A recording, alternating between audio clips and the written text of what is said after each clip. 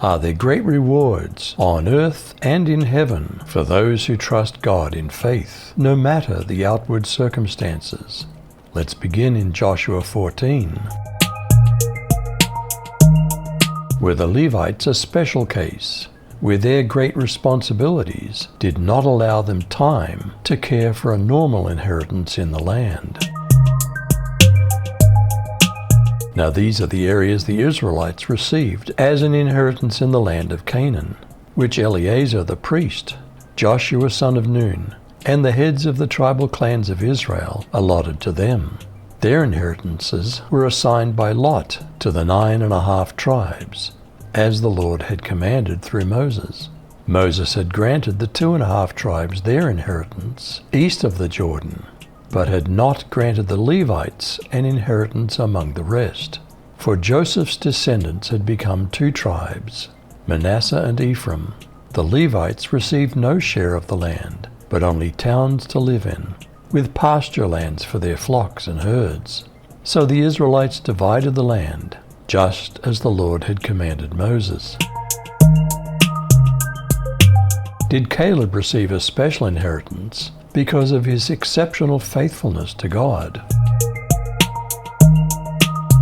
Then the children of Judah came to Joshua in Gilgal, and Caleb the son of Jephunneh, the Kenizzite, said to him, "You know the word which the Lord said to Moses, the man of God, concerning you and me in Kadesh Barnea. I was 40 years old when Moses, the servant of the Lord, sent me from Kadesh Barnea to spy out the land. And I brought back word to him, as it was in my heart.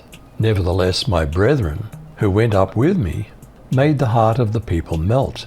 But I wholly followed the Lord my God. So Moses swore on that day, saying, Surely the land where your foot has trodden shall be your inheritance, and your children's forever, because you have wholly followed the Lord my God." Did Joshua bless Caleb and give him the hill country of Hebron? Now, as you can see, the Lord has kept me alive and well, as he promised for all these 45 years, since Moses made this promise, even while Israel wandered in the wilderness. Today I'm 85 years old. I'm as strong now as I was when Moses sent me on that journey, and I can still travel and fight as well as I could then. So give me the hill country that the Lord promised me.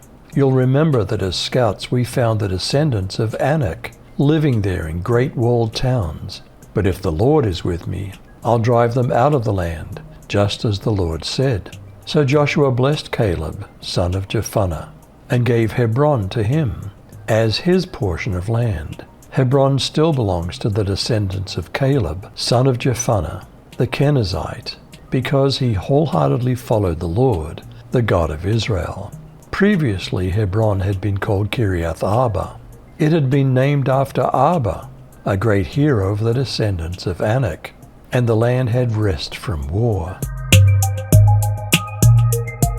Did Jesus promise great eternal reward for those who are faithful even in persecution?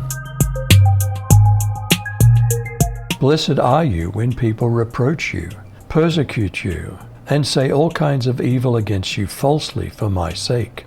Rejoice and be exceedingly glad, for great is your reward in heaven, for that is how they persecuted the prophets who were before you. What do the elders in heaven say about the reward for those who are faithful to God? The time came to reward your servants, the prophets and saints, and those who fear your name, both small and great, and to destroy those who destroy the earth. Are there great rewards on earth and in heaven for those who trust God in faith, no matter the outward circumstances? You decide.